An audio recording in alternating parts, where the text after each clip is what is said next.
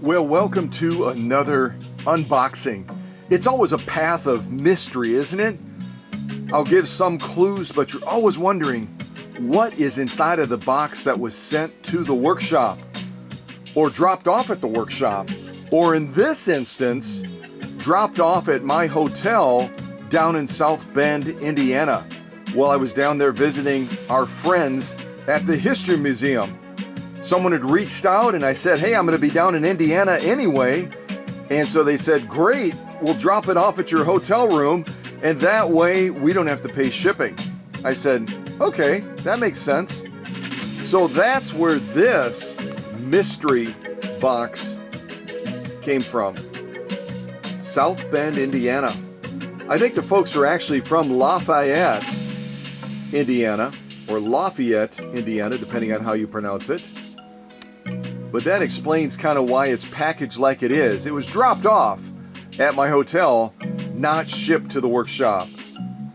So, and you can tell straight away as I get ready to turn the lights on, with Herr Obermeister on the scene, guess what? It's probably got German roots, right? Ja, this is richtig. This is genau. All right, Moment mal, while I turn the lights on.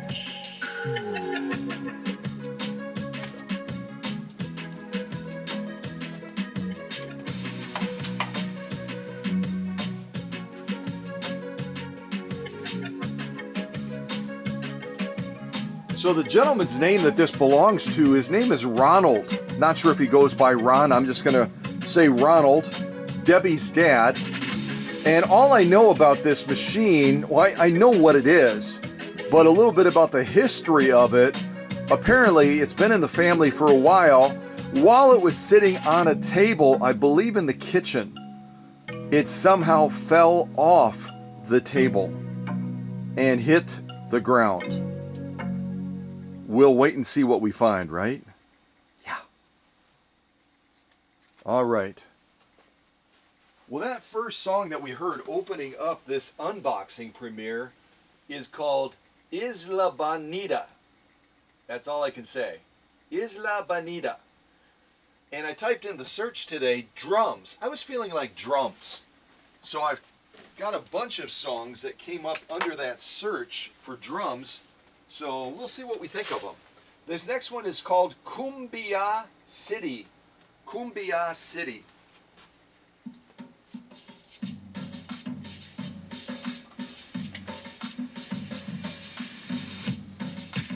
All right, well, Herr Obermeister, let's begin this unboxing so we can find out what's in here of German origin, okay? Ja, ich verstehen. Ja. All right, let's get busy.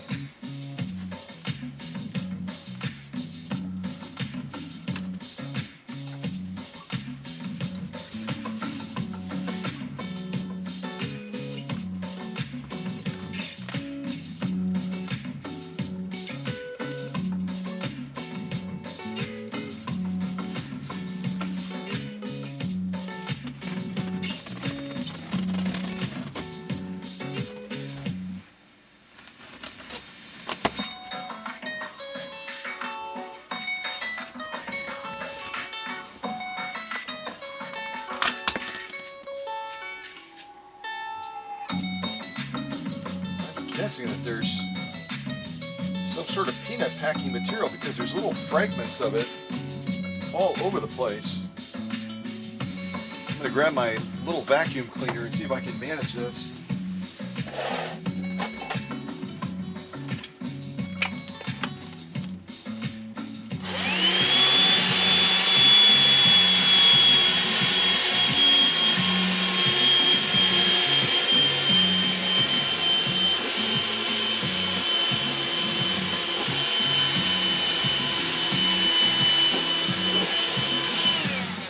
Alright, I'm going to keep this nearby because we might need it again.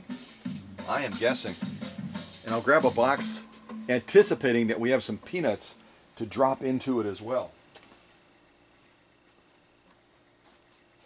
Everyone uses a slightly varied packing approach,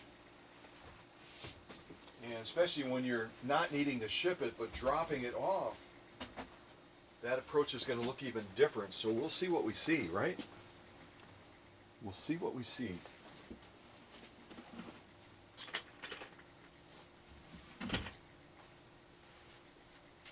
So that last song again was called Cumbia City. I think I'm saying that right. And we've heard this recently in another premiere. This is called Dulce Reggaeton. Dulce Reggaeton. Also coming up under the search for drums. Drums are so amazing, aren't they? So many different types of drums too. Do we have any drummers watching this live premiere right now? I've dabbled in it. I think all of us that grew up in a certain period, as we're listening to songs, we all become kind of hack drummers on the steering wheel of our car, right? I think all of us have played a drum solo at one time or another while we were driving in our car. I know I have.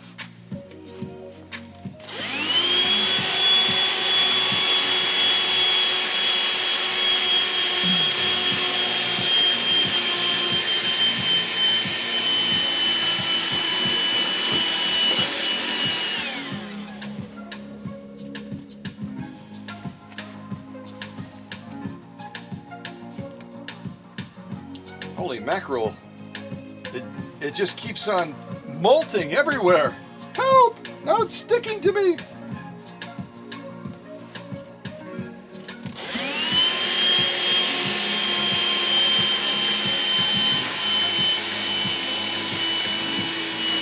Oh, I'm going to be cleaning this up until Christmas.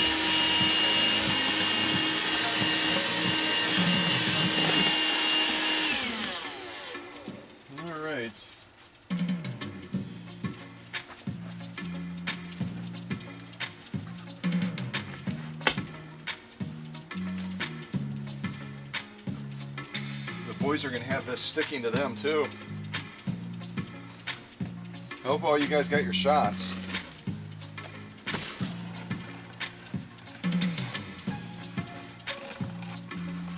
Okay, I'm going to move this because this has Deborah's information on it.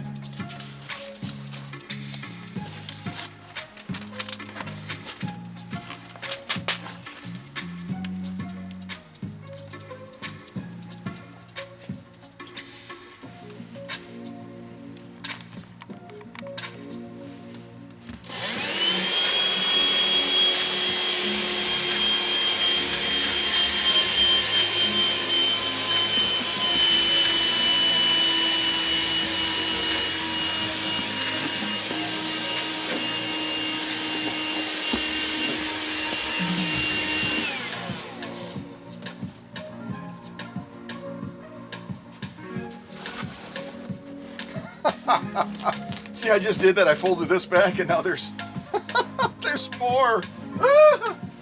Oh my gosh, this is hilarious.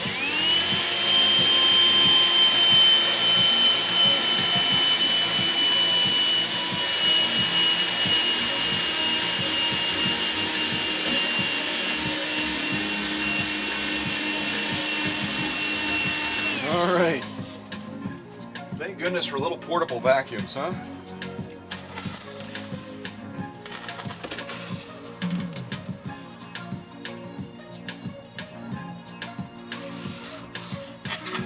So again, this was not shipped. This was dropped off at the hotel that I was staying at down in South Bend, Indiana.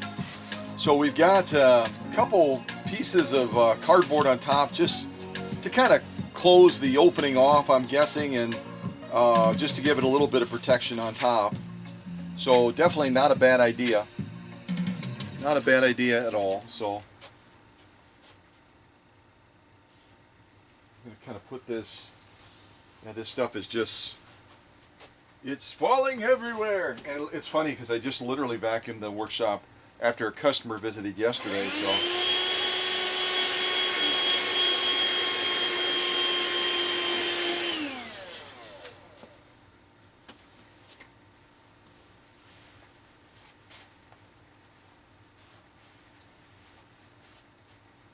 okay, so we've heard that recently again. That's Dulce Reggaeton. And now we're going to put on Spring Thaw. Spring Thaw.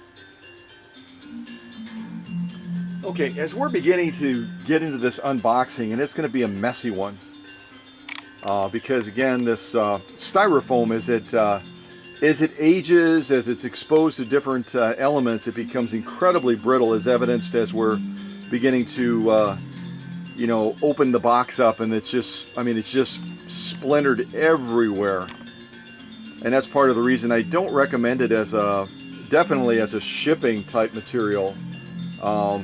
I definitely don't recommend it. The only exception to that is maybe as a base support, and then I always say go around it with strapping tape to reinforce it, because it gets like this over time. So, if I understood correctly, again, I didn't actually meet this customer face to face. I ended up chatting with her via text to coordinate the drop-off at the hotel, and so I don't know if I have all my facts spot on, and I'm just going to go back to those text messages to see if I have more details that I can give to you as far as clues. Hold on just a second here.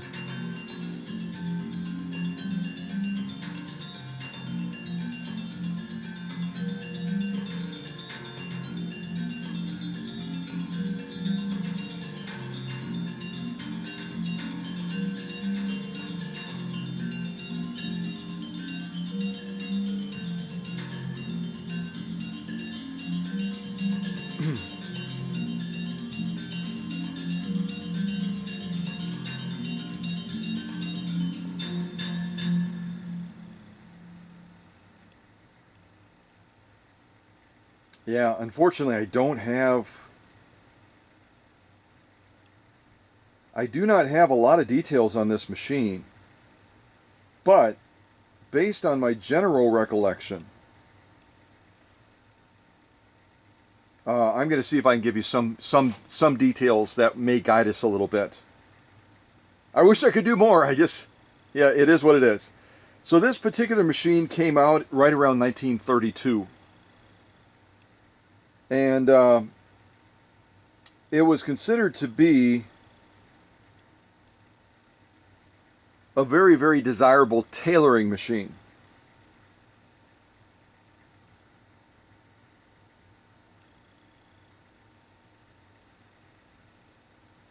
I'm going to stop there, because even that information may not be absolutely spot on, but I think it is. So again, it came on the scene right around 1932. It was considered to be a go-to machine for tailors. And there were a number of submodels of this particular machine as well. So there lies, you know, kind of like the challenge, because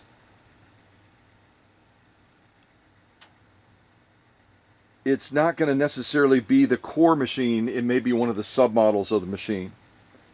I realize this is probably not incredibly helpful, but I'm doing my best based on the limited contact that I've had with this customer, and what was shared as I was in transition down there in South Bend, visiting places, interacting with the History Museum staff, and just all kinds of other things going on. And then just scooping it up at the hotel as I was getting ready to head back to Wisconsin. So this one will be a little bit tougher But I believe that as I'm looking at things, I believe that these clues that I'm giving you will at least give you some basis to work with. So 1932, it comes on the scene. It's a go-to machine for tailors. And from there, we will continue with this unboxing as I get really, really covered in this deteriorating styrofoam stuff. Blah. Blah. Blah. All right, so that was Spring Thaw. Now we're going to listen to Tangled. Tangled. All right, I'm already anticipating this. This'll be fun. Hey.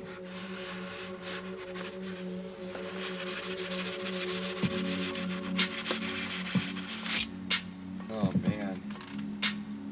Jiminy Crickets. I've got a hazmat box over here. It's going into the hazmat box.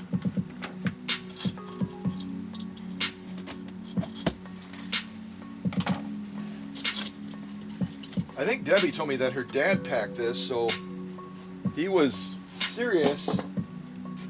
Even though it was just being dropped off at a hotel, he was serious about trying to protect this machine of German origin.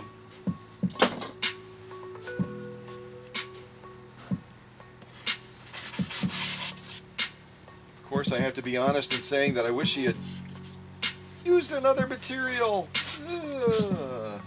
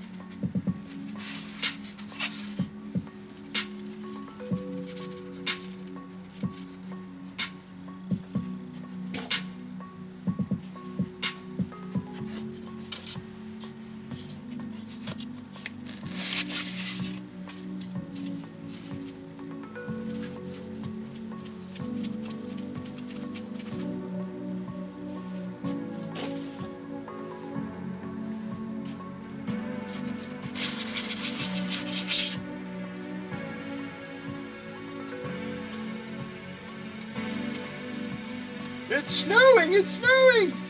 In June! Who knew? Actually, I'm guessing that if one of you wanted to take a history challenge right now and Google, has it ever snowed in Wisconsin in June, I would not be surprised at all if it had. We get some real weird weather fronts that come through this state, like other states. And we can have the most bizarre weather in what should traditionally be summer months.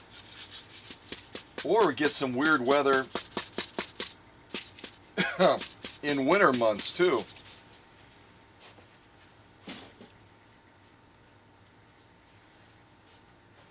You can kind of see in the box what I'm talking about by this stuff. All over the inside of the box. And that's just the nature of styrofoam. That's part of the reason that you can't recycle the stuff. It's like a one-use material. So it's not a super green material, but I realize that packing peanuts are also made out of a styrofoam type material. So, you know, the going green thing is just not in the cards when it comes to my packing approach for machines. So if they ever end up outlawing packing peanuts like they have in a couple of states, I'm going to have to adapt. I'm going to have to adapt for sure. So that was called Tangled. And now we're going to listen to D. Jansa. D. Jansa. Ooh, this is a fun one. Let's turn this one up a little bit.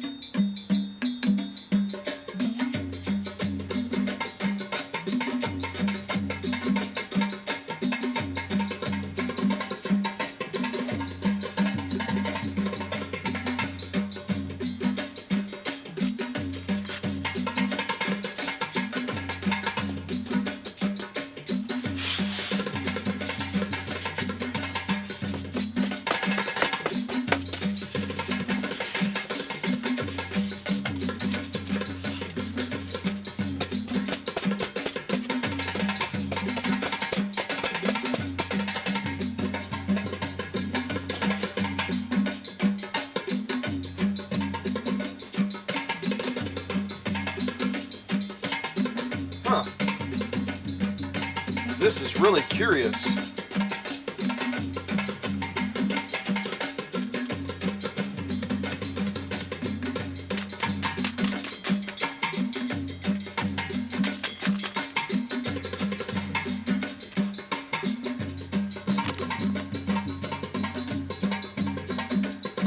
I hope I didn't get somebody's prescription drugs mistakenly, especially if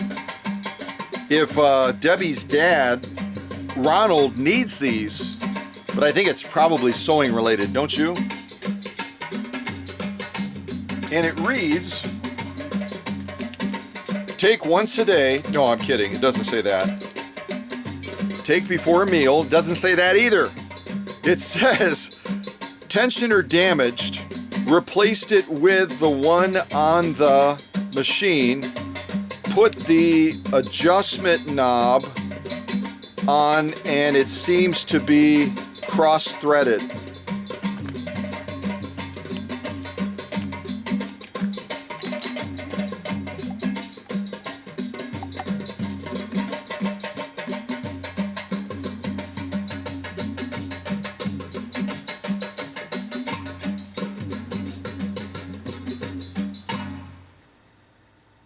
Oh, that ended too soon, right as I was getting my little jiggle going.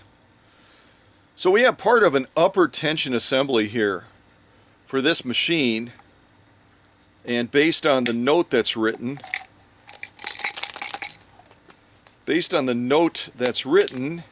and I don't know if this is Ronald's writing or Debbie's writing, they had an issue with it being damaged, presumably when it fell off the table in the kitchen. Put the adjustment on and it seems to be working. Okay, so thankfully no one's prescription drugs. I don't want to receive drugs in the mail. That's not a good thing. Oh goodness, we got another one. And as I reach in here, I'm going to be covered in this styrofoam stuff. Okay, so this prescription bottle, also from Walgreens, and I don't remember, I want to say that either Maddie or one of the gals from Florida told me that they work in pharmacy. I believe they did. So they're standing in the wings to help me if there is something in here other than sewing parts.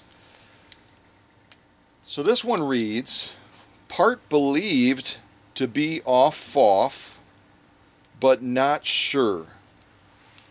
I'm not making that up, folks. So the mystery continues. But at least you're getting some clues here from these prescription bottles that it definitely is from German origin and presumably is a FOF. Yeah. So let's see what's in this one.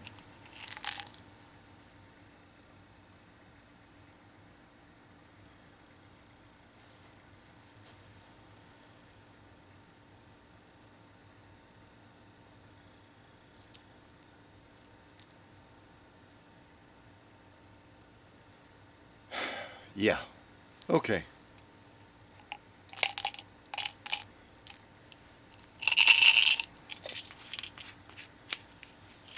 Looks like it's probably relating to the motor, but I'm not going to bet the farm on that. So your clues now are that, again, this was a go-to machine for our friends that are involved in tailoring. And it came on the scene right around 1932 and had something to do with prescription drugs. Okay, that last one might not be a legitimate clue, but you never know, kid. You never know. All right, so if there's any pharmacists in the audience, stand by. I might need you. I might need you.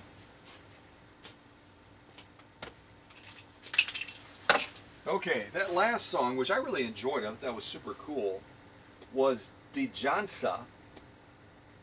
The next one is called La Danse Fetish de famille. I have no idea if I'm saying that right. I might be.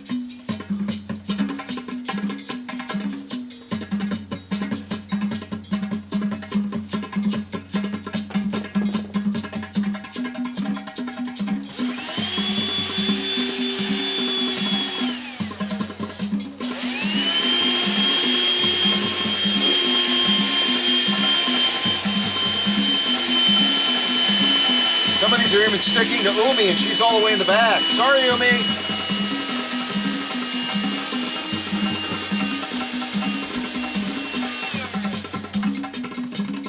I might have to pull up the big vacuum for this one.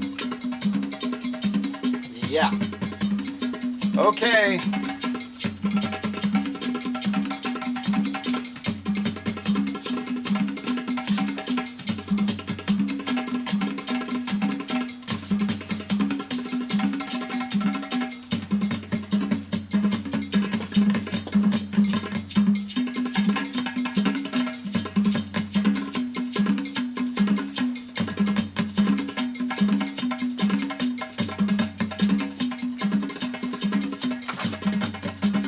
Pulling out the big vacuum.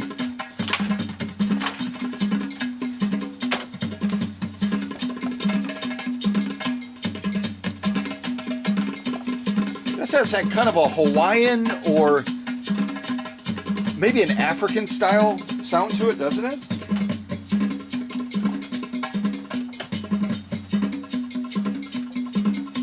Hold on, loud noise. Semi-loud.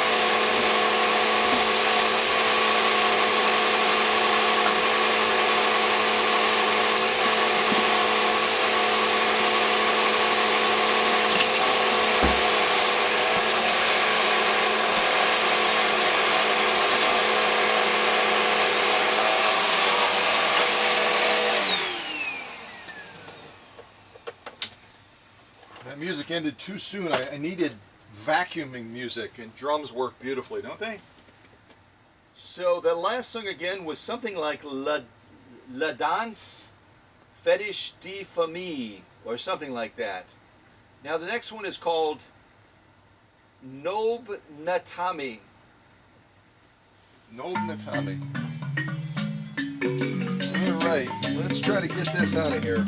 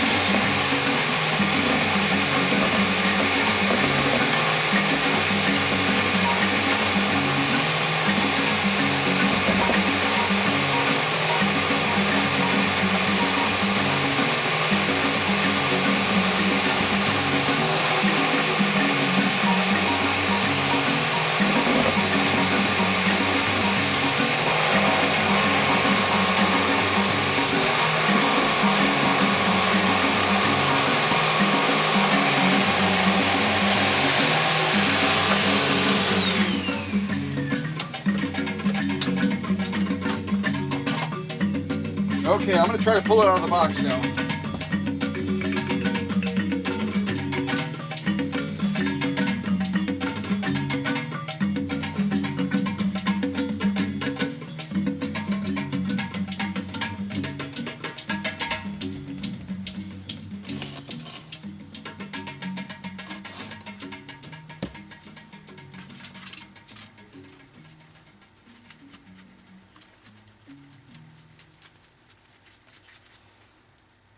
It is snowing in June in Wisconsin, in the workshop. Somebody called the news cruise. This is newsworthy for sure. So that was called No Matama. And this next one, these words are like impossible to pronounce, seriously. So this next one is Angst Duo Shuffle. That's all I got. Angst Doodle Shuffle.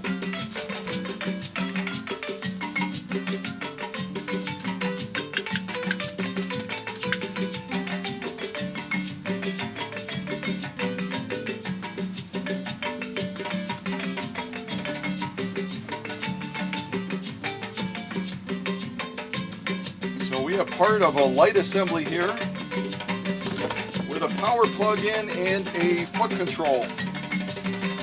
And the foot control, again, this wasn't shipped, but even when you're dropping something off, make sure that you safeguard your foot control. Remember, it's fragile, right? Wrap it up with more than stretch wrap. Put some bubble wrap around it just to kind of protect it. So our next note, there's all kinds of mysterious notes in here on our prescription bottles and now on the foot controller, and it says, foot control gets quite warm in a short time. Wasn't able to measure the amp draw as I don't have the adapter for my amp meter. Clamp on. Now generally, when a foot controller is superheating, it's going to be because the individual is operating the machine at a real slow rate. It can also be a wiring issue, and it can also be that the foot controller is underrated as far as amperage in relation to the demand of the motor. Remember, the foot controller always needs to be rated higher with its amperage tolerance than the motor. So let's say the motor on this is 1.1 amps, which is pretty common on a lot of the FOF machines. Then this foot controller needs to be rated above 1.1 amps, preferably like 1.3 or even 1.5. And I can't tell until I unwrap this what this is rated at. So there's a number of possibilities why this is superheating and getting real warm in a short amount of time. We'll find out, right? Stay tuned. Stay tuned, and I might find more notes, so you never know. We might find more notes.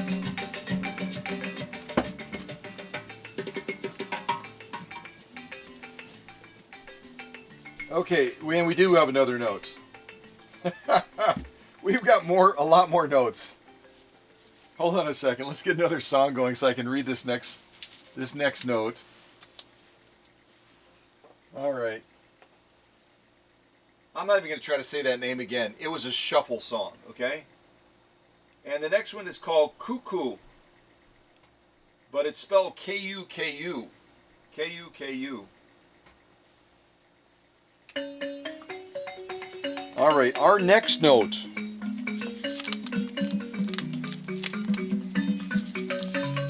And this is obviously part of the bobbin winding assembly. And it reads, the bobbin winder got broken off when the machine fell off the table it was on.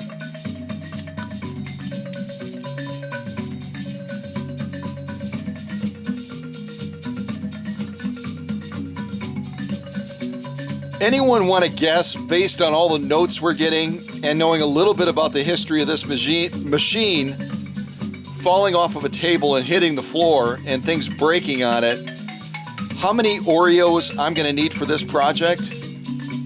Someone type in the chat how many Oreos you think I'm going to need for this project, for this machine that came out of Lafayette, Indiana, and was dropped off to me at the hotel in South Bend, Indiana. How many Oreos am I going to need?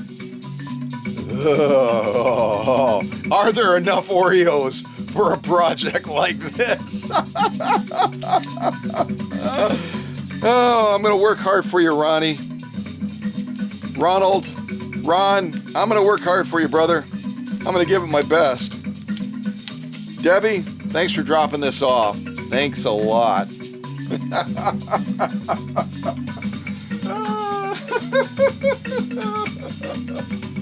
All right.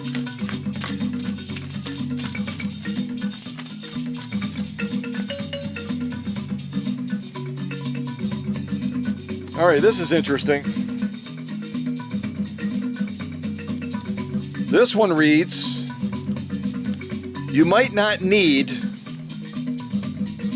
but we bought this part. Okay. So this is part of a tensioner assembly for this particular machine. It's got a spring return. You run the thread through there. It's going to, yeah.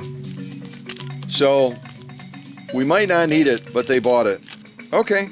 Well, time will tell. Time will tell. The Oreo count is going up with each and every note, just so you know. The Oreo count is going up. We're up to about a 24-pack case already. We're up to about a 24-pack case. All right. The next one is called Momo Do. That was the last one was called Cuckoo, K-U-K-U. Momo Do.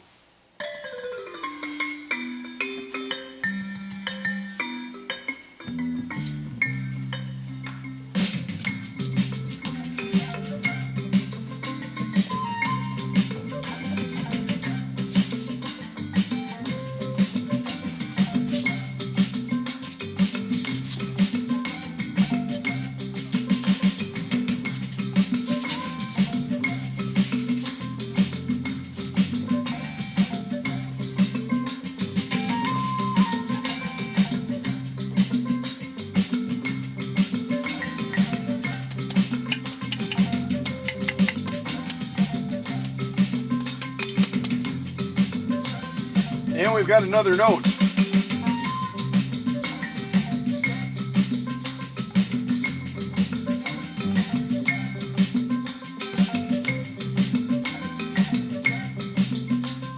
Okay, so this note reads, motor was purchased as replacement. It runs quite warm, but wondering if it may be caused by being over, I can't read that word because the rubber band is over it.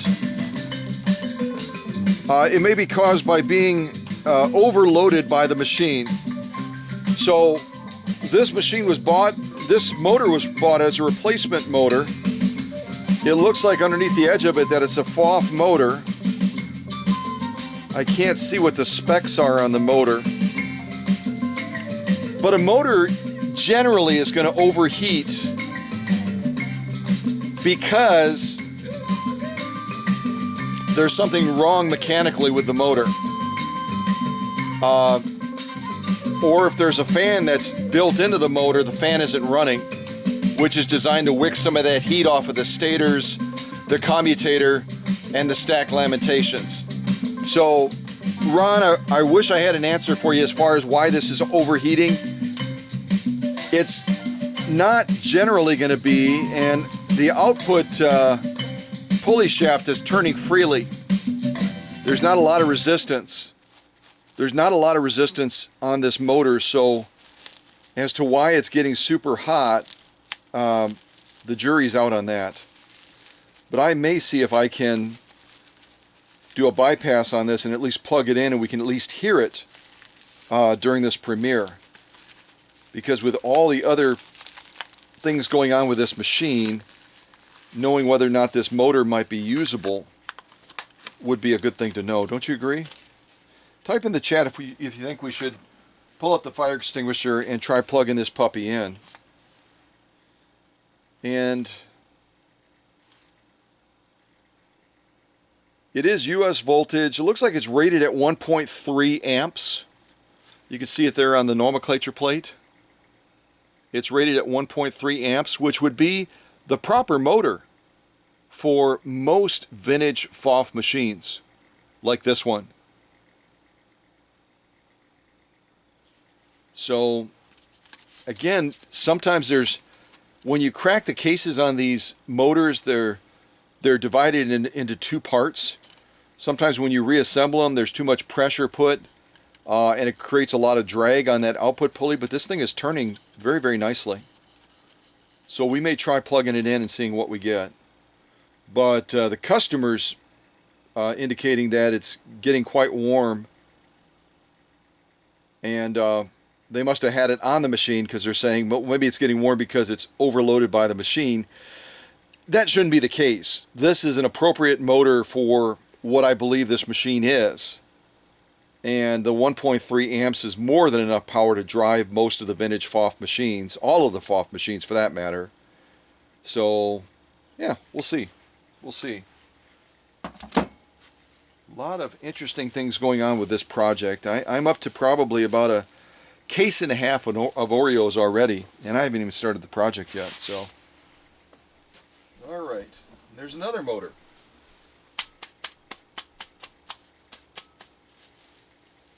All right, and another note. Another note. All right, I'm going to set this right here. I'm going to set it right here on the workbench.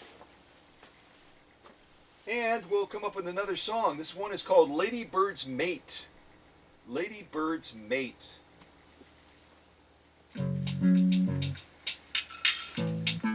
All right, the vacuum's going to work again. Hold on.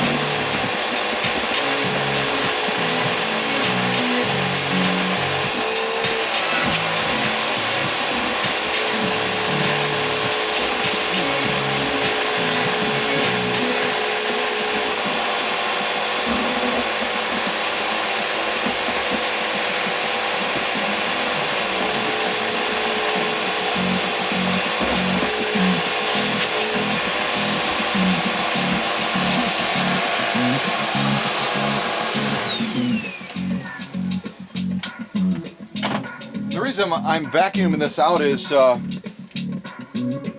order to recycle this, I've got to get rid of all that styrofoam. If I try to drop it off at our recycling center and it's just covered in styrofoam, which is something that you can't recycle, they're probably going to reject it. And I'll also have to take this apart a little bit more, because it looks like Ronald ended up building a little bit of a wood base into the bottom to give it more stability. So I'll have to get that wood out of there as well, and see if I can't get this recycled, because I'm definitely not going to use this for the machine again. So, but some thoughtful work on the part of, I'm assuming, Ronald. I think Debbie said Ronald built this. You can see that down at the bottom there is actually a wood base to give a little bit more strength to the box. So apart from the styrofoam that's just a disaster, very thoughtful work on Ronald's part in putting together a box to try to protect this machine. So I'm going to get this out of the way.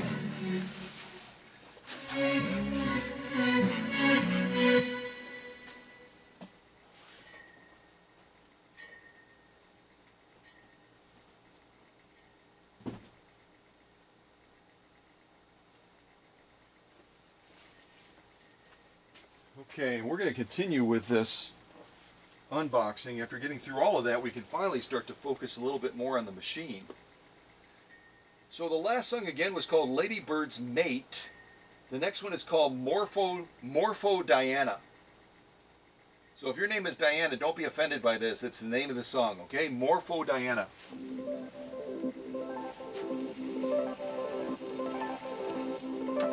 All right, let me get this area cleaned up just a little bit more first.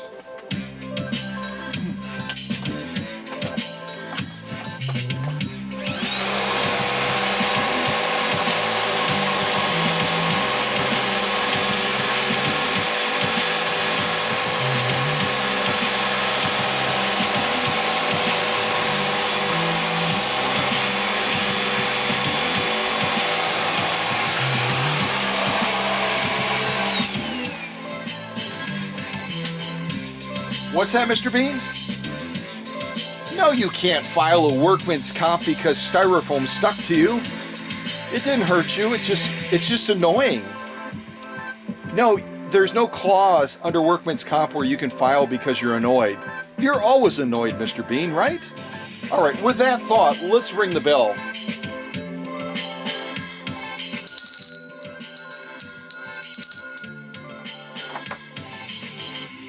Okay, so we have another motor now that's included in here. Let me see what this one says.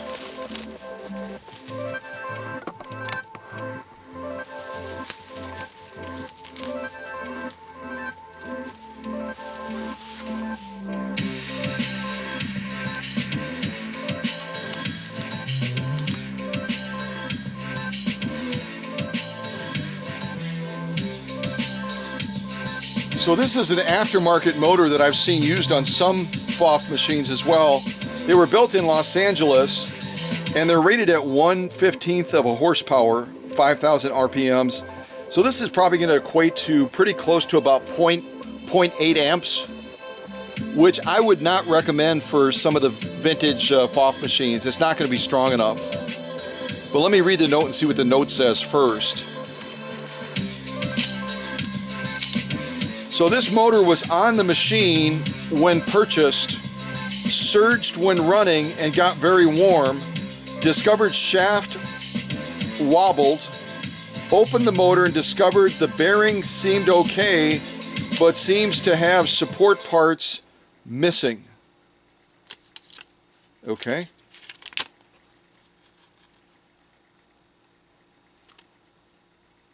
And I'm looking inside the motor right here, and normally a motor like this off of the commutator would have a fan built into it, and there is no fan. So with a fan missing for a motor that's going to be closed case like this and is designed to push that hot air out of the motor to try to keep the motor cool, with no fan it's definitely going to get warm, so that's not a surprise. And I'm not sure about the other parts that Ronald is indicating might be missing on the motor. But the mystery thickens, doesn't it? So now we have two motors, both of which the customer is indicating get warm or run warm. And again, without using a heat gun, we don't know if warm means normal warm, because any motor is going to generate heat. Any motor is going to get warm if you're operating it, driving a machine. But without using a heat gun, we don't know if warm is hot or warm. You know what I mean? If that makes even a little bit of sense, with all of this mystery beginning to build around this machine from Lafayette, Indiana, that came by way of Deborah from Ronald, her father, let me know that, would you? Because I'm doing the best I can here to try to give you some direction, give some order to this so that you can have a better chance of trying to guess what model it is. But as we get more and more notes, and I think this is my last note, I believe it is. I'm pleased to report I think it's my last note. And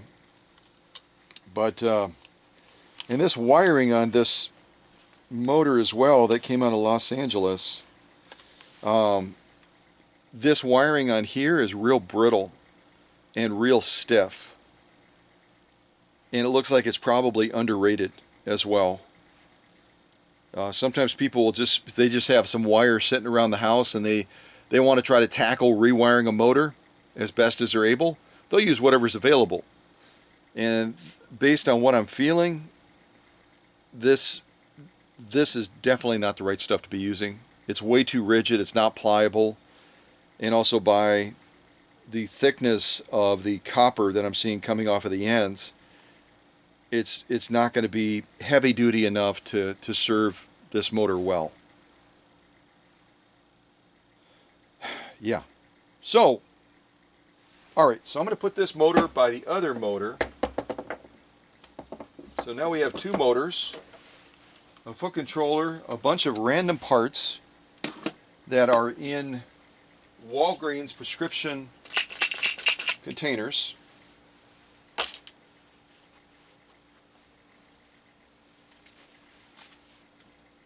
Bobbin winders, power cord assemblies.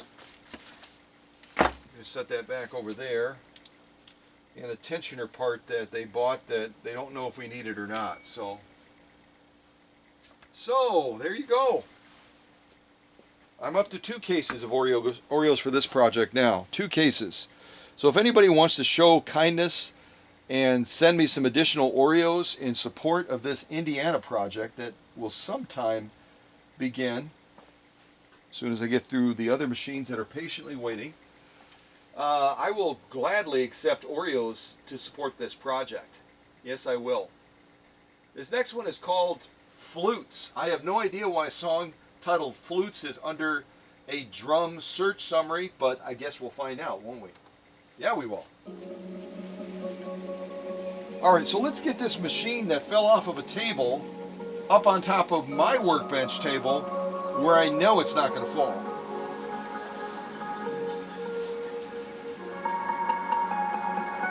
And I might go after this with a vacuum just one more time.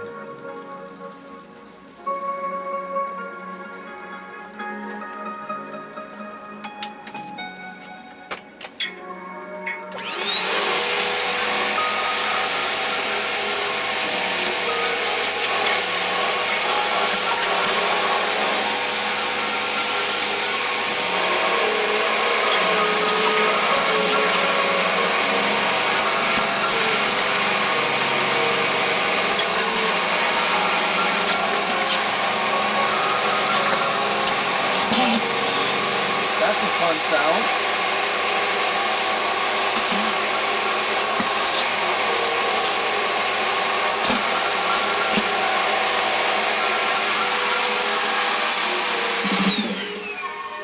Oh, there's the drums. There's the drums. That's why it's under this summary.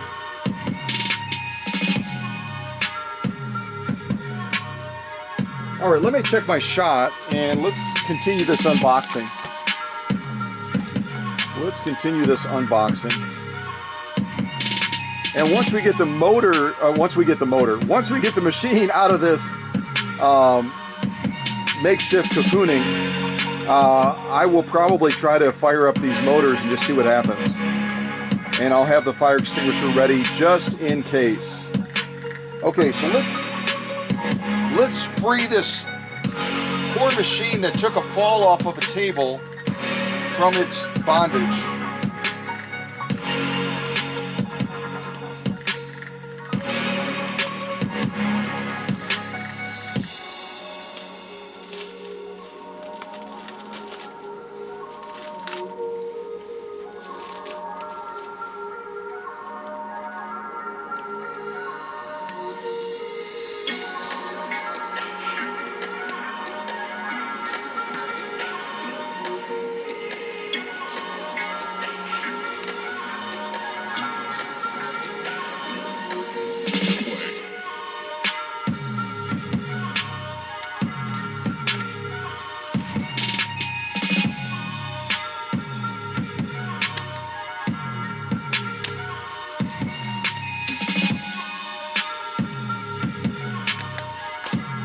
So again, the clues on this machine are that it obviously is of German origin. It came on the scene right around 1932, and it was immediately embraced by people that were doing tailoring type work, and actually came to be known as the Universal Tailoring machine. Trying to see if there's anything else I can give you. It was also used by seamstresses as well. It was quite popular. And obviously it's going to, well, I shouldn't say obviously, with all the notes and all the other stuff with this project that's already revealing itself, there's nothing we should assume is obvious, right? So,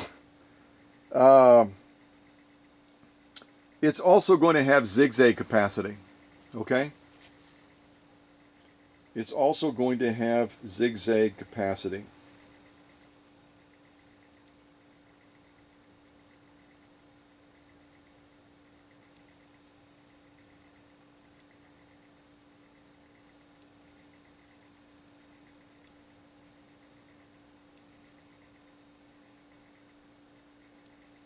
Okay, I was just checking some other notes to see if there's anything else I can give you. So that last one again was called Flutes, and this one is called Chada Cup Rhythm. Chada Cup Rhythm. That's all I got for you.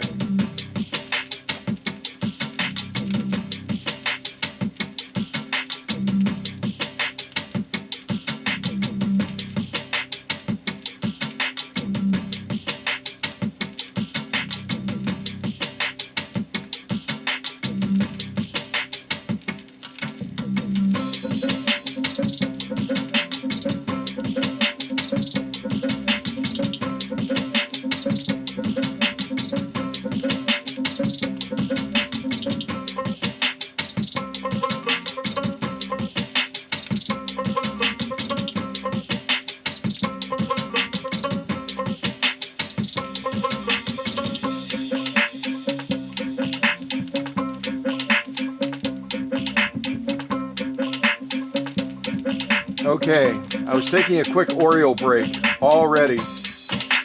Let's get back into this.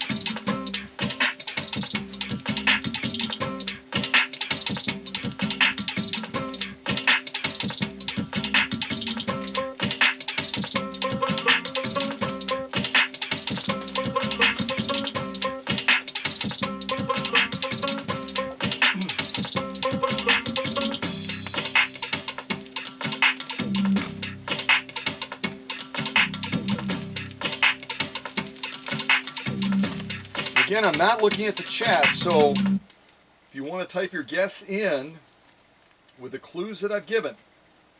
And remember, this particular model might have subclasses.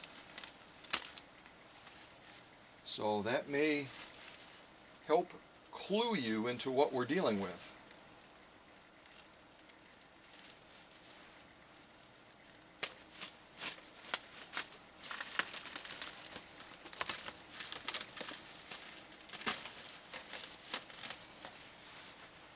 Okay, so Chada Cup Rhythm is the last one. I'm not making that up. The next one is Bodale Depression. Bodale Depression. And I'm going to get a drink, and it might not be water.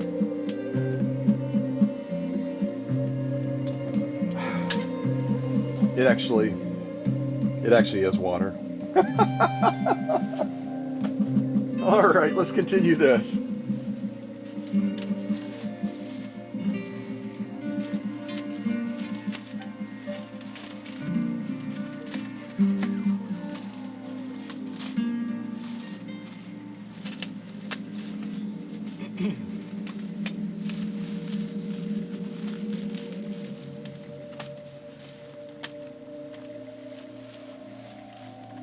And see, I always talk about needing to be real careful when you cut.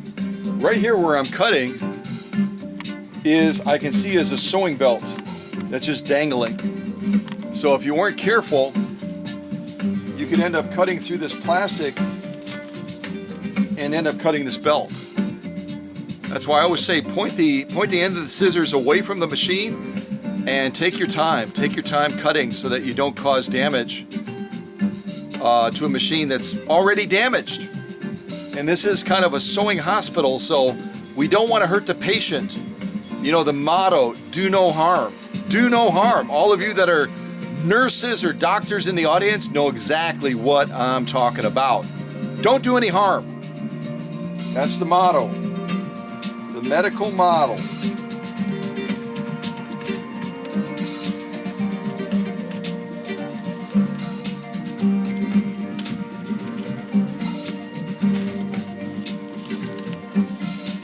All right, we're getting a big reveal on this side of the machine. So you didn't already guess, get ready to start your typing because we're getting a big reveal. Part of that branding of this model is going to be right on the front. But remember, there may be a subclass. I can almost say decisively there's a subclass.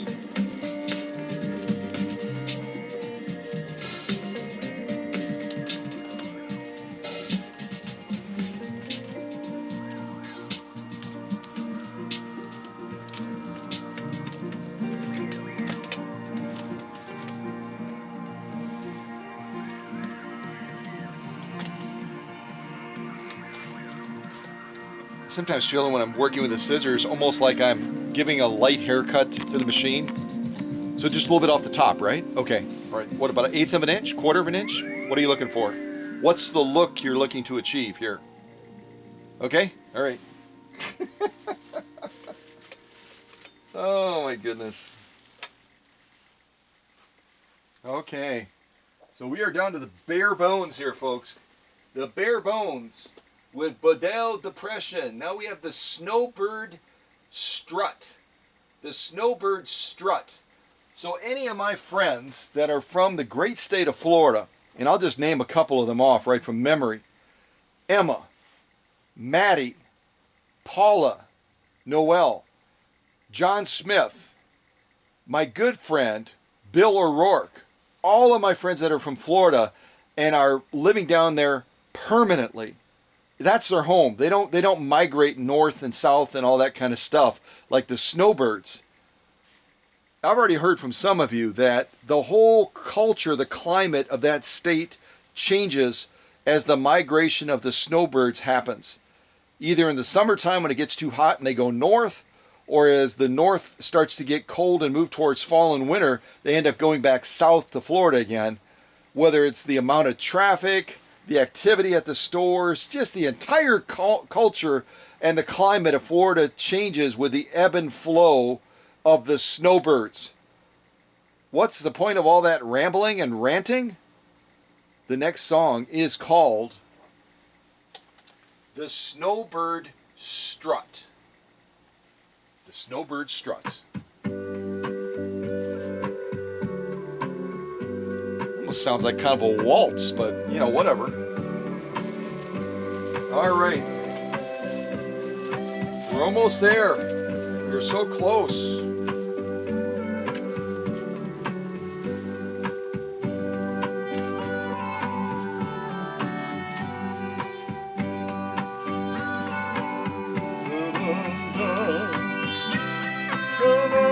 The snowbirds are here. Run and save the children and grab a beer. I didn't even plan that, and it just rhymed that way. All right. And for sake of kids and grandkids watching, that beer is obviously gonna be near beer, right? So it's not the real stuff. It's not the real stuff.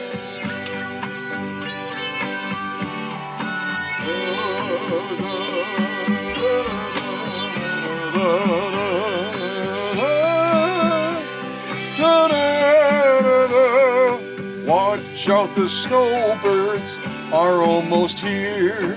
Ooh. I wonder if there are lyrics for this song. If there aren't lyrics for this song, we should totally write them. You know what I mean? I just wrote part of them. Anyway.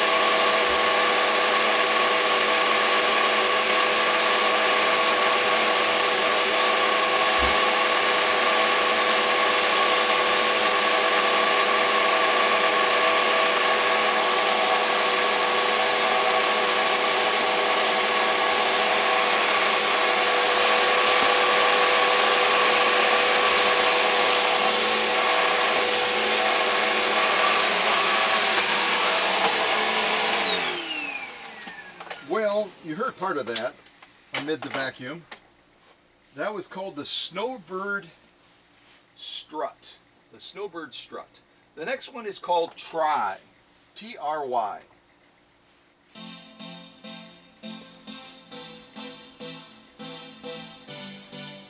Well, again, I'm not looking at the chat, so I'm assuming that with a clue as big as this over here, that you've already typed in the main model of this machine, right?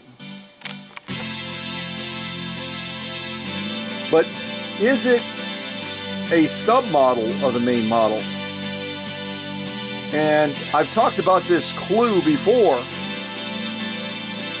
Right above at the top of the pillar, if it's wider, that might indicate what that submodel is.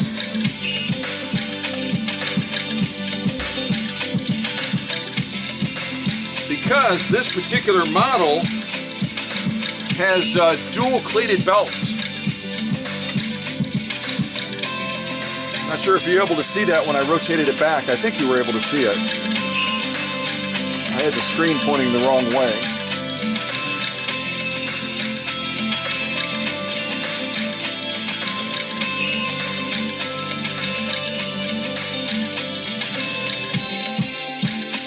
That's a big clue as far as what submodel of this machine it is.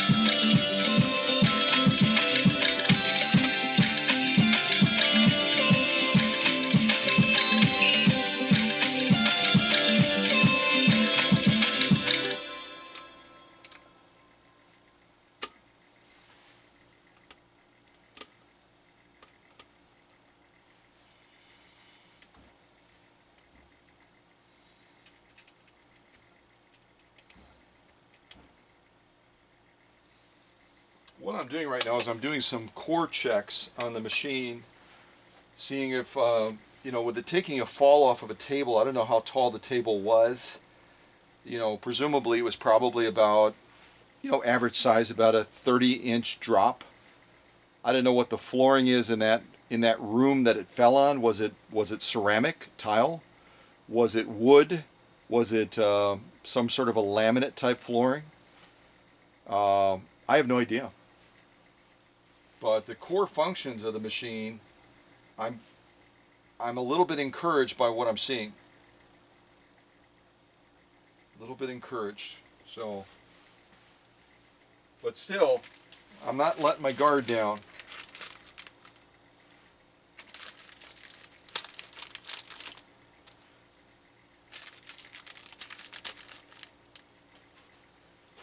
Yeah.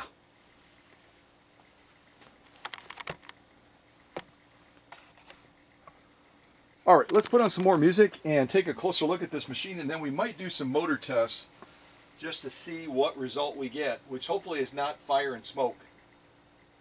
So that was called Try. We're going to try our best not to set the workshop on fire today. And the next one is called, appropriately, as we get ready to test motors that are uncertain, that are said to run warm and might burst into flames. The next song is called Drums of Apocalypse. Yeah, I'm not making that up. I'm not making that up. And I'll tell you one thing, I'm going to keep my Oreos safe, because I'm going to need them.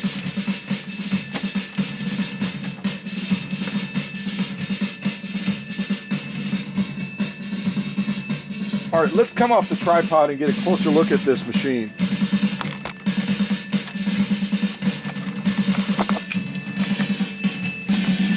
Those sound like snare drums, don't they? I love snare drums. Having been in a marching band when I was growing up, playing the trumpet, I always loved it when the snare drums would kick into something, you know what I mean?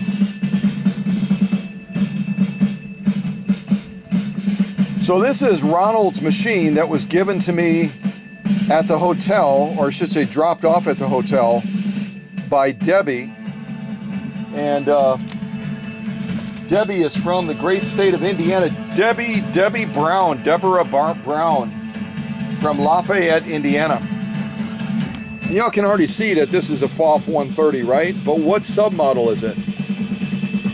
What submodel? And if you're not familiar with this, this is a tensioner right here that they also bought a replacement for. But there doesn't seem to be anything wrong with this. This is the feed dog drop, which, let's see here. Feed dogs should be,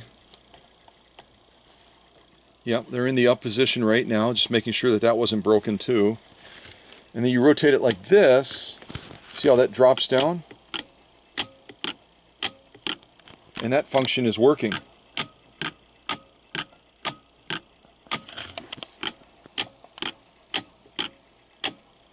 So again, rotating it counterclockwise, they're in the fully up position for regular sewing. And then for free motion quilting or whatever, you rotate them clockwise and then they drop down. Stitch length control and also reverse. Unlike most machines, when you're going to sew in reverse, you're going to move it all the way to the top. Pretty much all machines are set up like that. Not so on this FOF 130. If you want to sew in reverse, you got to bring it all the way to the bottom. And then you're sewing in reverse. And it's going to give you some range below that demarcation line that you can kind of see in the shot, below the 0 point. It's going to give you some stitch length variation sewing in reverse, which is kind of cool. And then the stitch length on this machine is going to be a little bit better than a Singer. It's going to give you stitch length from about 5 stitches per inch all the way down to 30. But it's going to be marked differently than you would traditionally see. Traditionally, you would see those actual numbers. Here, they're just going to give you numbers from 0 all the way up to 5. So 5 is going to be the equivalent of, you're going to be down in the satin range. Kind of a mid-range.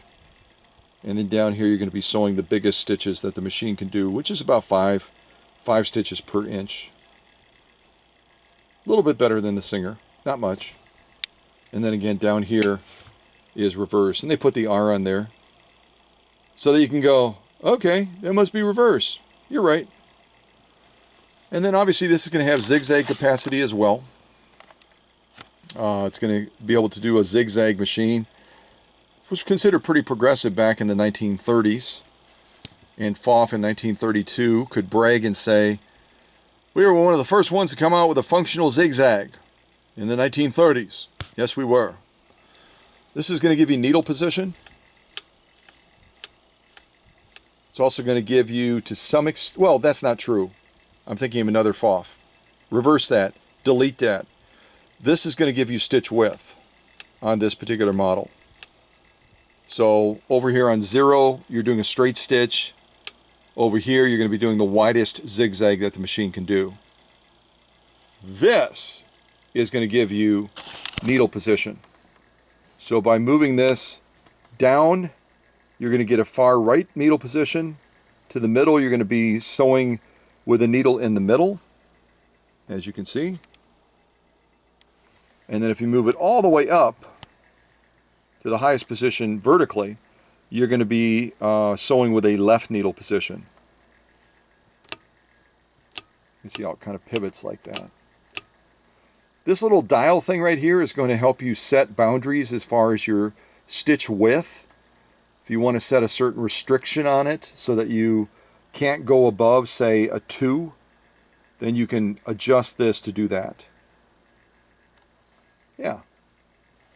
2 spool pins on top tell you right away that the machine is capable of dual needle sewing.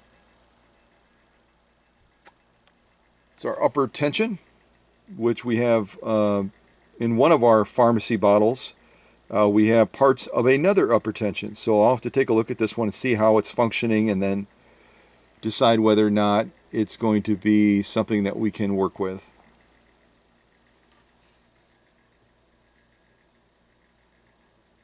Here we have a part that was snapped off, part of our thread guide system. You can see the bare metal there where it snapped off when it fell off of that table and hit the floor. So that's going to be a part that needs to be sourced and replaced. Thankfully the take-up arm take-up arm was not snapped off.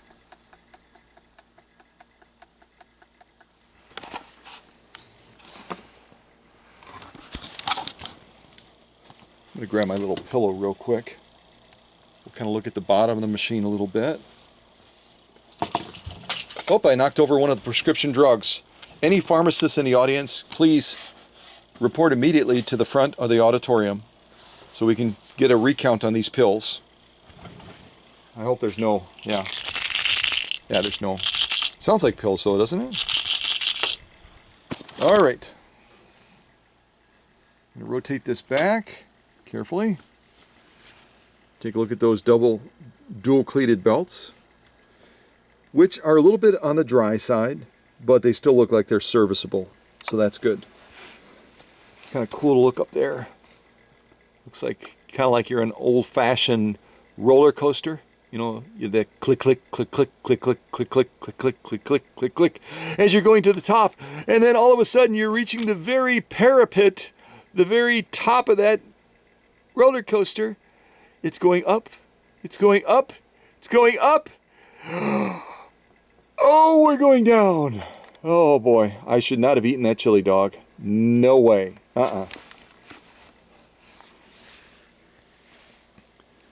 So this, thankfully, is not broken off. Remember on my friend from Texas, he sent that FOF machine, and this particular leg was snapped off because it was packed poorly. And I ended up having to do a very, very complicated repair on it and then sent it back to him. That leg is good. That leg is good. That leg looks good. So thankfully none of the cast feet are broken off on this machine. It looks like we've got an intact raceway and hook system. Of course, falling off of a table, the timing may be totally off on it now. Bobbin case is in there.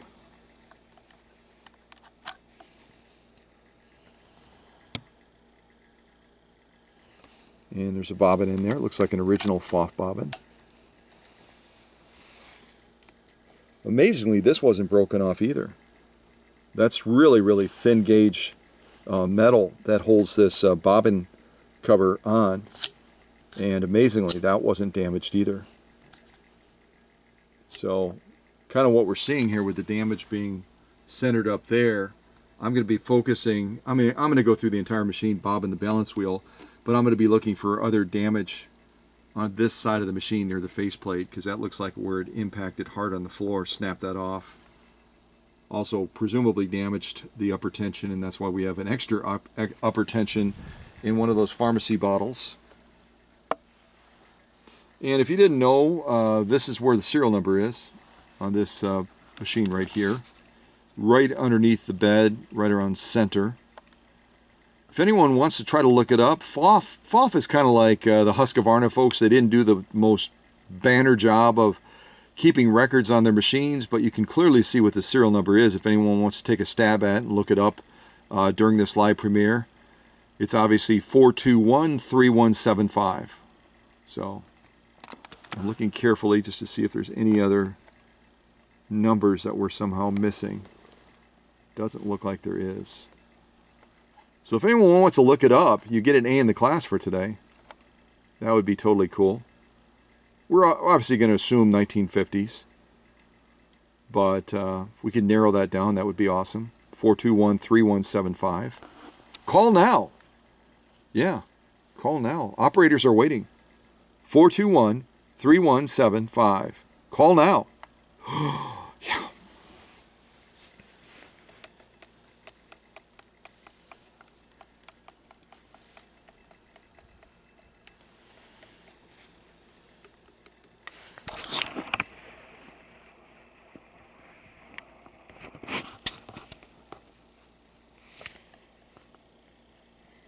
So based on me turning the balance wheel right now, what kind of hook system does this FOF 130 have? Type it in the chat, would you?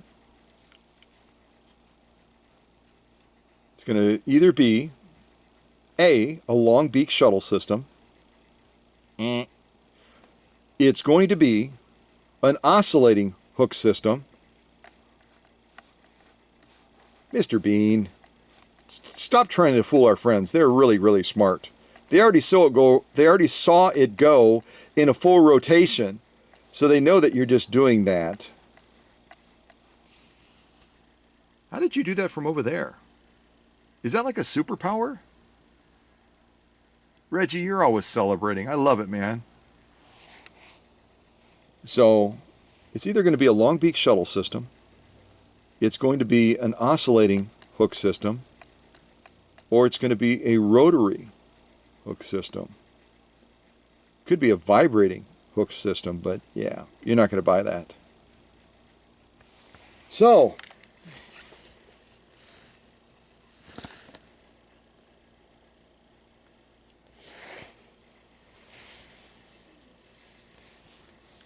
all right, let's put on some more music. Let me set the camera down real quick.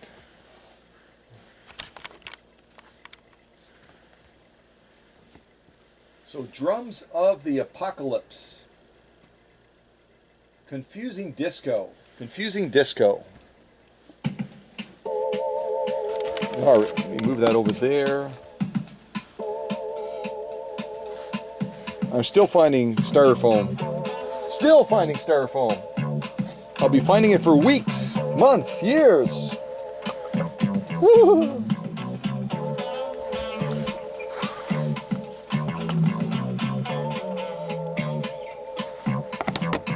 Oops, sorry.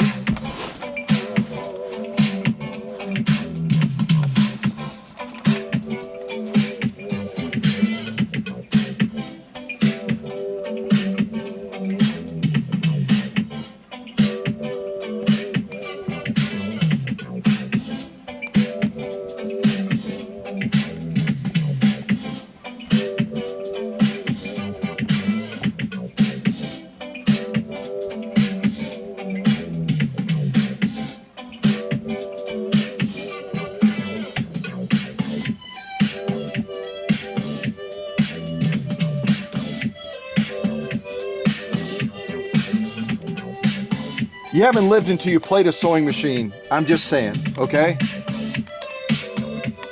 So, made in Germany, FOF 130. The submodel is based on the dual cleated belts and the width from front to back of the pillar itself. It is none other than a 130-6. 130-6. It's a 130-6. Yes, it is 130-6. Huh. Yeah.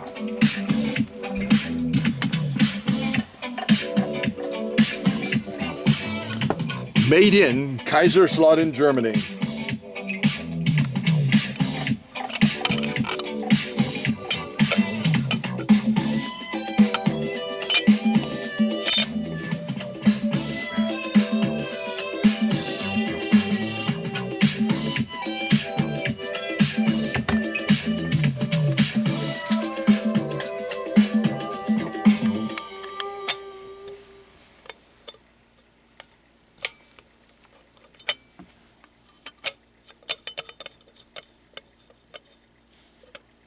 There we go. That's what I was looking to do.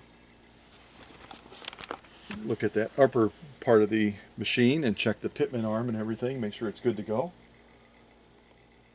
So that was Confusing Disco. No idea why. The next one is called... Oops, I just hit the wrong button. Hold on. Confusing Disco. We got to scroll all the way back down now.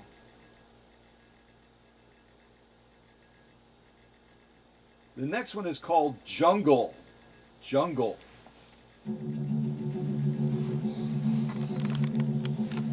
It's actually not a horrible angle right there. It's kind of cool.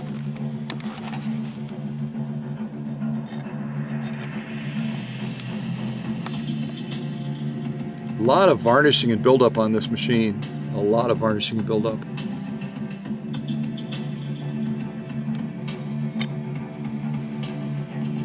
There's our pitman arm over there.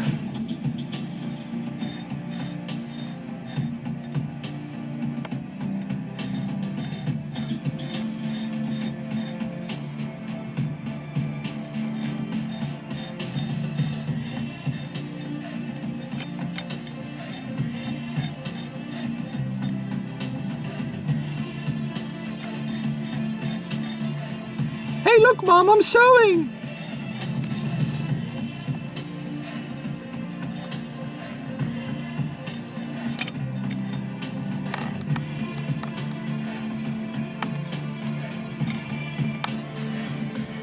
Okay, I think it's time to go back up on the tripod. I think it's about time to go back up on the tripod and see if we can do a test on these motors.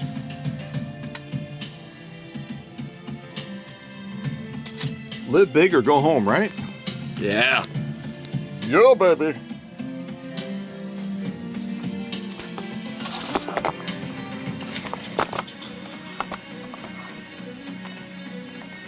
All right, and this is going to be our fire pit right here. I mean, this is going to be our motor testing area.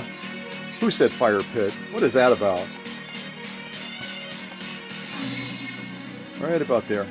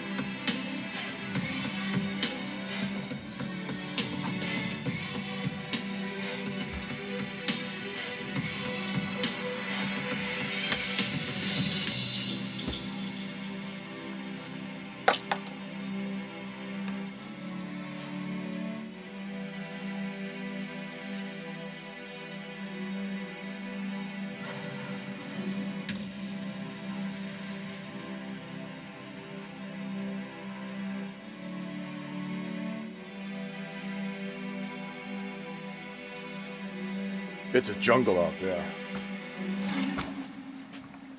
That was perfectly timed. I didn't even plan that. It is a jungle out there. Okay, so I'm going to get my bypass alligator clips and we're going to try to fire these puppies up and see what we get. Well, first we're going to put on Ruffy's Lab. And this type of testing of motors would happen in Ruffy's Lab, no doubt about it.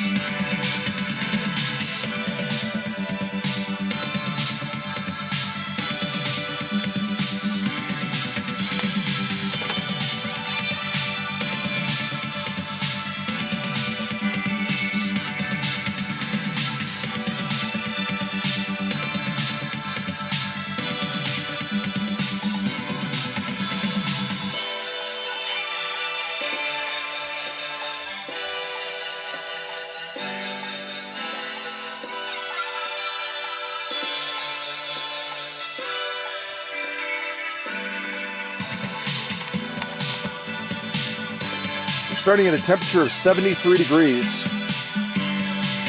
for the motor we're about to test. 73 degrees.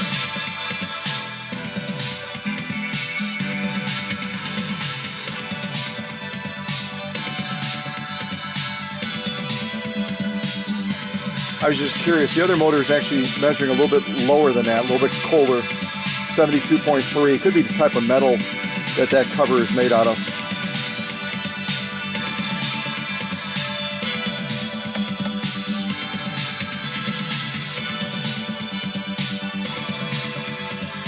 All right, silence in the workshop.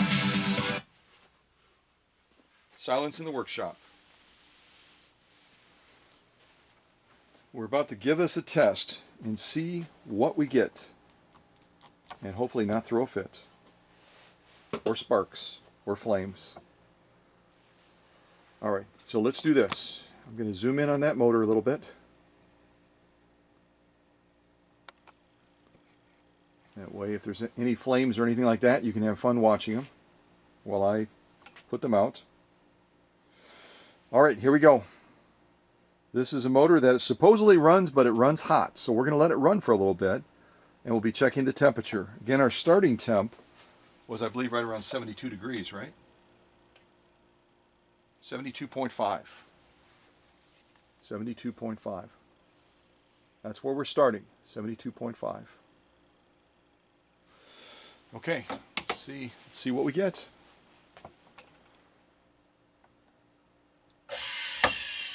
And I'm going to have to weigh it down a little bit. Again, it's 1.3 amps. It's got a little bit of kick to it. Let's see here. What can I weigh it down with?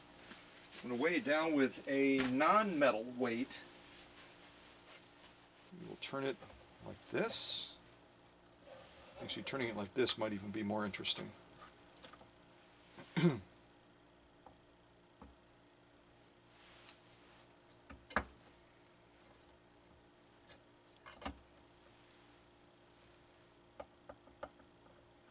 think that'll work. Let me do a quick test on it.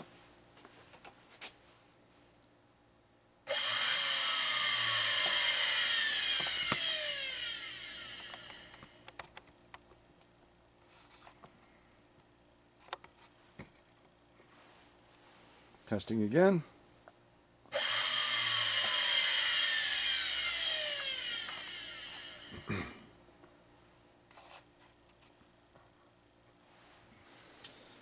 Okay, see if we've had any change in temp. I doubt it. We've only barely turned it on. So we're still, with a quick little burst we did, we're still at 72.5. Now we're going to plug it in and let it run for about 60 seconds. And again, whenever you do a bypass like this, it's equivalent of connecting it to a foot controller and pushing that foot controller pedal to the metal. So when we plug this in, whatever you're hearing is that motor, that 1.3 amp motor running at full power, running at max. So I'm going to get my timer out. Hopefully my screen doesn't black out, but it probably will. Let's see, timer.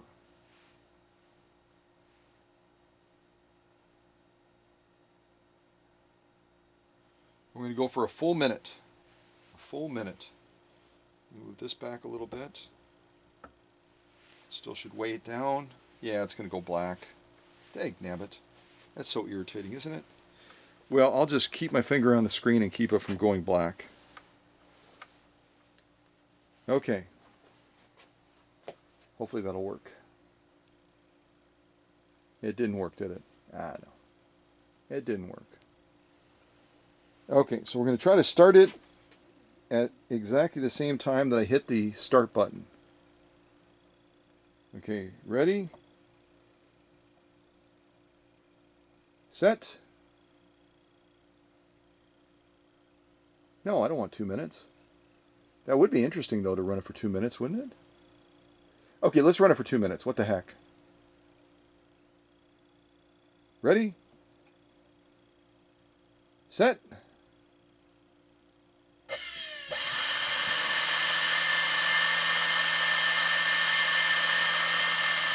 Wait a second. Resume.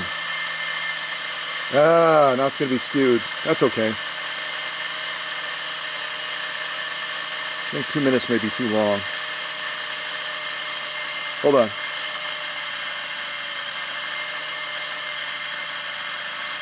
Stop.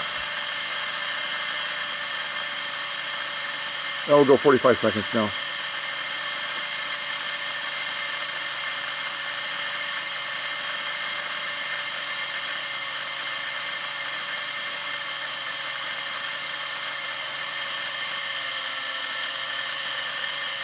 Here, the motor's not running evenly. About 30 seconds.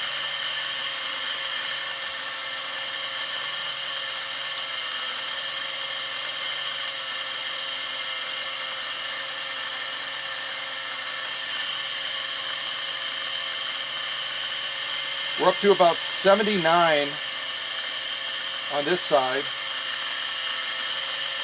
Yeah, it's definitely not running well. It's running real rough. 73.2, 73.4, 72.8, 81.6.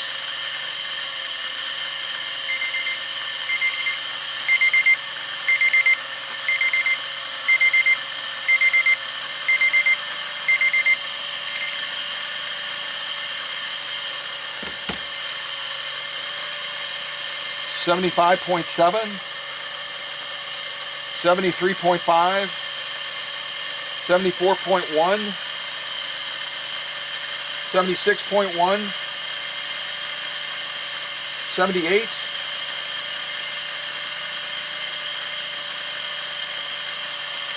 77.1,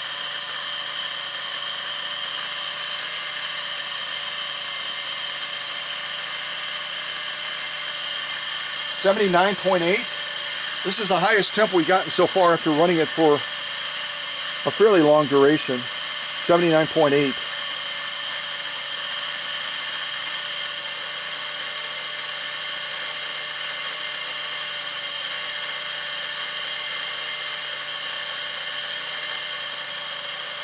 These are all right around 73, 74.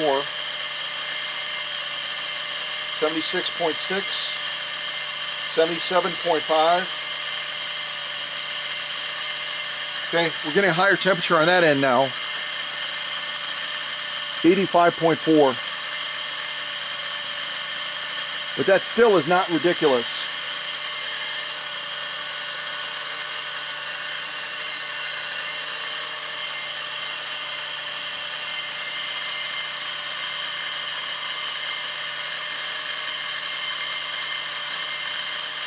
All right, I'm going to call this test complete.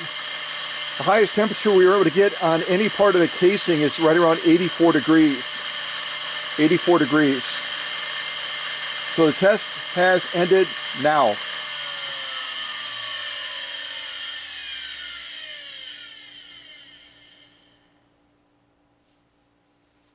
And again, 84 degrees is not going to be warm to the touch. The casing is still cool. The only part that's getting a little bit hotter is on this end over here, which is going to be closest. This part of the motor right over on this end is going to be closest to the commutator. So those motor brushes are running over this region right here, generating the most heat. And then the heat wicks through the motor, through the stators, stack lamentations, and then comes all the way out to this output shaft where it will be driving the belt and the motor. But I'm not concerned about the temps. I am concerned about the way the motor sounds. The motor, number one, is not generating 1.3 amps of power. It's running labored, which means it needs optimization. Because right now that motor is it's not reaching anywhere near its full potential, and it's struggling. And it's not struggling because there's a lot of binding.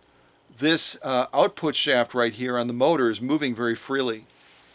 And I can evidence that by doing a spin up on it. And we're getting probably about 2 or 3 rotations. Still not as good as it should be, but it's not binding. It's not binding in any way. So I'm going to disconnect this motor, and we'll try to connect this other motor and see what we get from that one. But I think with optimization, I think that FOF motor has some possibilities. And I'm going to take this paper off of the motor. We don't need to add any combustibles to the equation, you know what I mean? So these are our contact leads. Again, I'm a little bit nervous about these leads because they're really rigid, kind of like they've dried out, you know what I mean?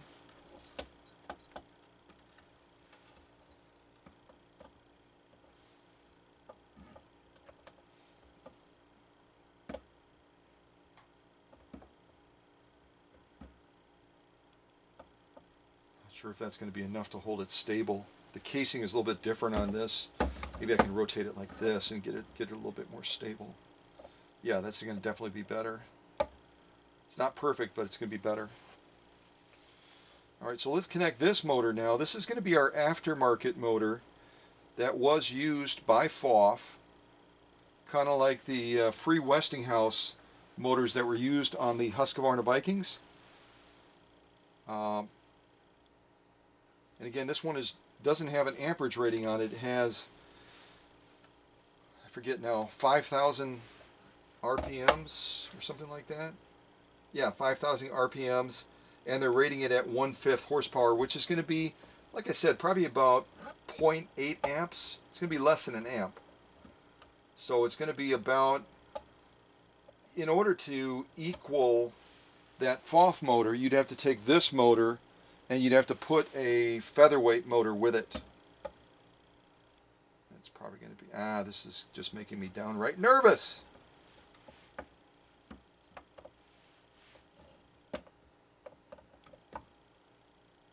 Okay, that's about as good as we're going to get it. That's about as good as we're going to get it, I think. So, and I do have my metal weights, but you don't want to be with an uncertain commodity like this. You obviously don't want to be using a metal weight on top of a metal motor. You know what I mean? Yeah, that's just I like risk. I like having fun, but yeah, you don't want to push fun quite that far. So, okay, so we're going to try our timer thing again. I'm not going to worry about the screen. I'm just going to set it for right around 2 minutes. Unless we get an immediate poof, then yeah, that test is over. So let's feel inspired a little bit here with 1625, whatever that is.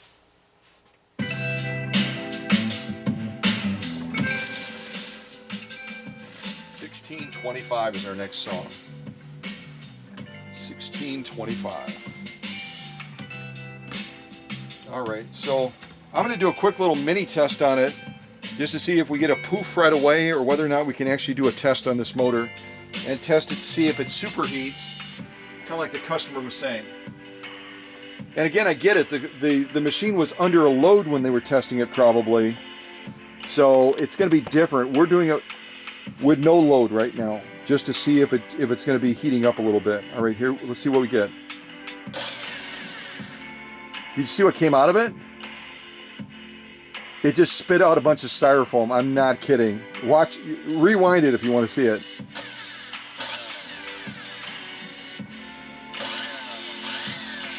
There comes more styrofoam out of it. More styrofoam.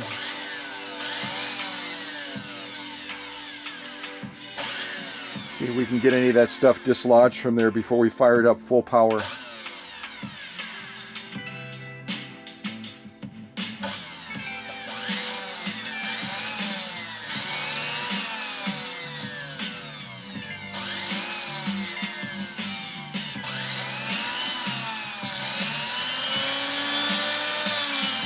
Yeah, we're getting some rotation even with that brick on there. See it? See it rotating?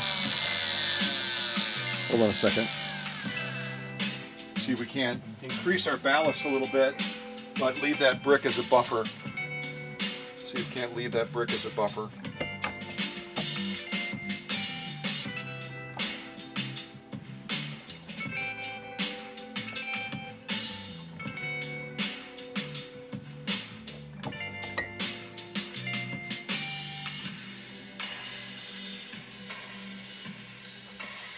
going to add one more thing to try to keep it from pivoting.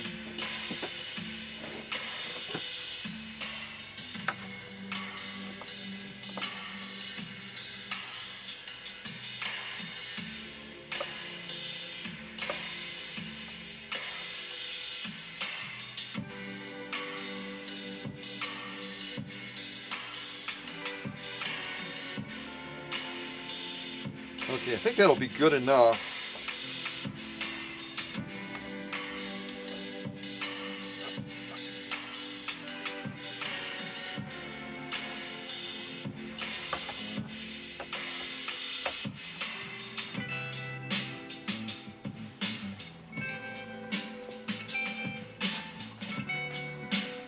All right, so we've got a leather style mallet. We've got 2 weights on there. We should be ready for a test now that it's spit all the styrofoam out of there. Okay, so let's do another temp test since we spun it up a little bit to get the styrofoam out of there. 74.4, 74.3, 74.8, 75.7. So we're starting with a temp a little bit higher. 75.7 is our starting point on this motor that was made in Los Angeles as an aftermarket motor. So let me get my timer set up again. We're going to run it for about 2 minutes and see what we get. Okay, so I'm going to get ready to plug this in. Again, we're going to be running at full power for a period of approximately 2 minutes. Total silence in the workshop. Oh, gone it. I didn't want 15. 2 minutes, 2 minutes. All right, here we go.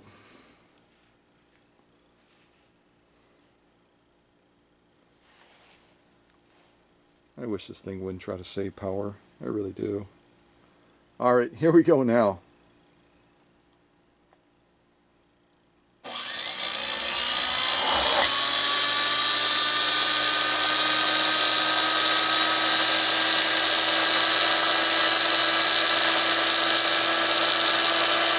All right, I'm gonna go over by the motor.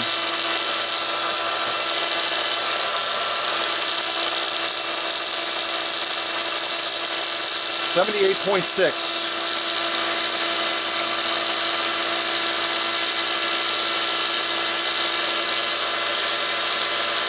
$75.2.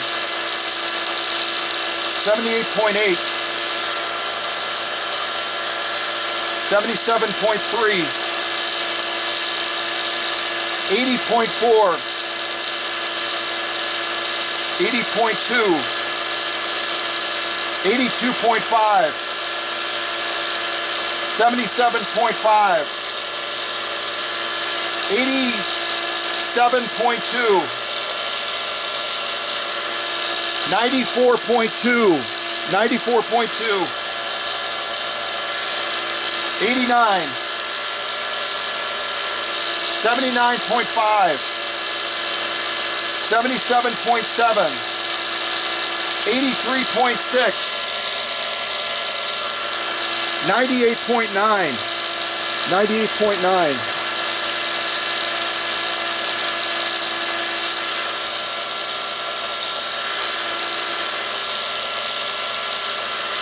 100.4,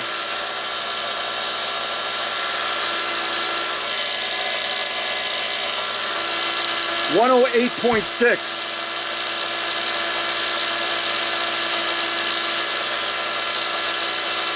84, 78.9, 94.4, 110.3. That's our timer.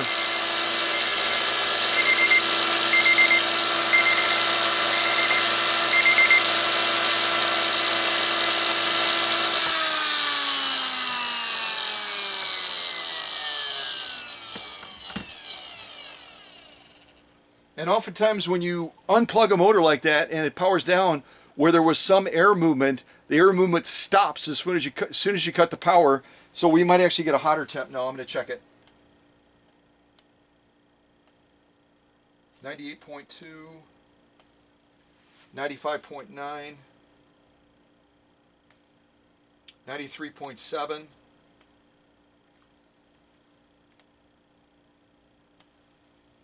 94.2, 85.1, 81.8, 81.5, 78.8, 86.5,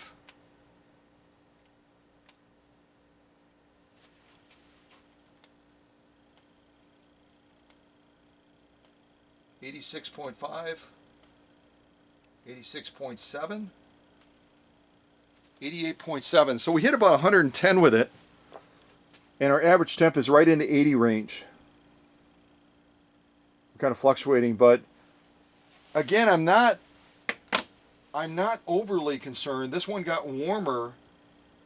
This one got warmer clearly than the FOF motor did. But again, when you're running a motor like this, basically the equivalent of pushing the foot control down, and again, it's not under a load right now, so the temperatures would go up if we had it connected to the machine, we had a belt running over it, and it was turning that main shaft, especially before I optimized the machine, because there's probably a lot of drag, a lot of friction factor right now that would be holding either one of these motors back.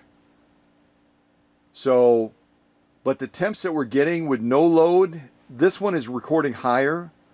We got up to about 110 or so, but nothing that's causing me to go, oh my God, it's getting ready to burst into flames. So, but again, the machine has not been optimized. So if Ronald or Deborah were running it with that machine, and there's a lot of drag on the machine right now, which from what I saw on the back door of the machine, wouldn't be surprised.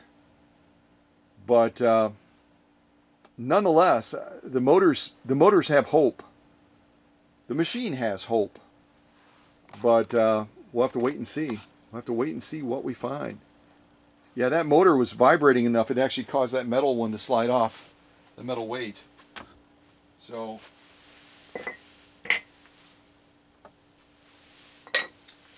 this is a FOF 130-6 that again was dropped off at my hotel by Deborah when I was down there visiting the folks at the History Museum.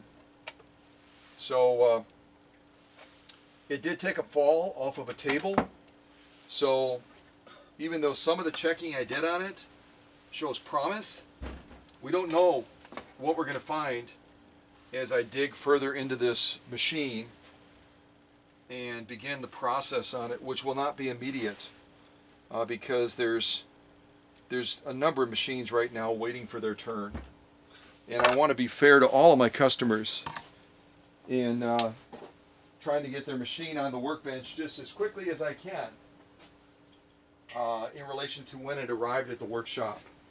And some of those machines you have to almost kind of adjust the date because they may not get unboxed right away, as you've seen several times. They may not get unboxed for a couple of months because it's only me. I'm doing everything from recording the premieres to servicing the machines to packaging the machines and shipping the machines.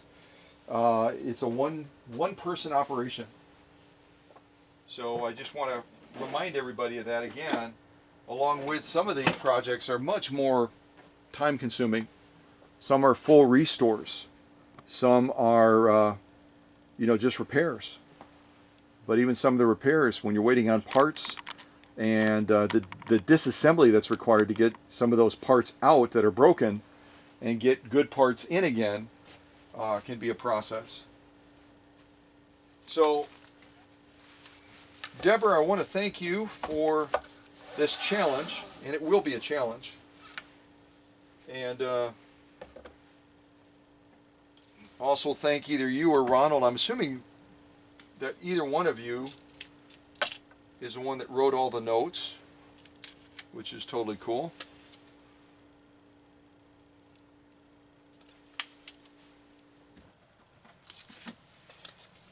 And I like challenges. And this will certainly be an Oreo challenge, to say the least.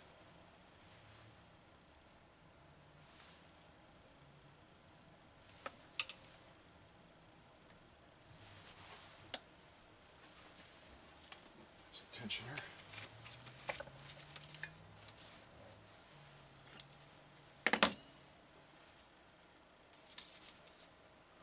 Just making sure I get all the stuff together, gathered together, you know what I mean? Alright, so we can put the fire extinguisher away for now. Yay. No fires. Alright, let's wrap up with Tumbleweed, Texas. Tumbleweed, Texas.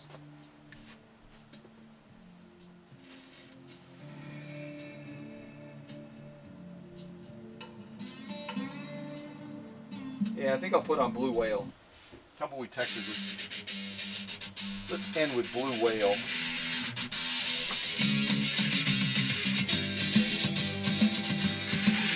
Well, this wraps up another unboxing. And this one is really an interesting project as we're getting ready to... as I'm getting ready to evaluate the path to take with this machine, because there's so many uncertainties. These motors, the machine getting dropped off of a table, all of these extra parts, and but the process will start at some point, and I will get back to Ronald and Debbie and let them know what I find. And guess what? Even with all the unknowns, the mystery, the challenge, this machine will become well again and will go from a broken, uncertain commodity to a treasured FOF 130-6. So get ready for it. It's going to happen. It's going to happen. Herr Obermeister, what do you think?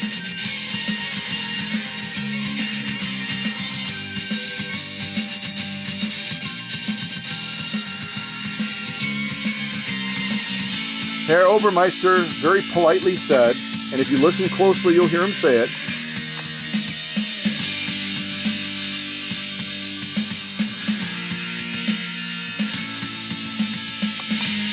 He said, "Ich weiß nicht. Ich weiß nicht." Ich weiß nicht in German means, I don't know. Yeah, neither one of us do. We're floating in the same boat here, Obermeister. But we got oars, we got a motor. Actually, we have two. And we're going to give it a go. All right, God bless everybody. Take care. I'm going to ring the bell.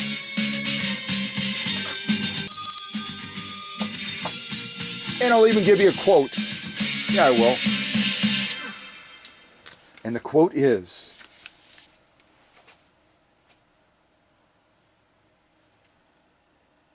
"He who plants a tree plants a hope."